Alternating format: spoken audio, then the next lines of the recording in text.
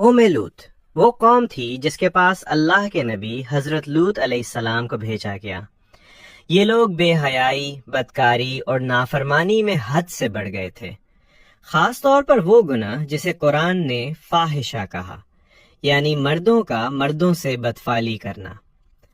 حضرت لوط علیہ السلام نے انہیں بار بار سمجھایا مگر وہ نہ مانے، بلکہ الٹا مذاق اڑاتے رہے۔ آخر کار اللہ تعالیٰ نے ان کی سرکشی اور گمراہی کی وجہ سے انہیں سخت عذاب دیا۔ ایک ہی چیخ اور آسمان سے پتھروں کی بارش کے ذریعے پوری بستی الٹ دی گئی۔ صرف حضرت لوط علیہ السلام اور چند ایمان لانے والے لوگ بچا لیے گئے۔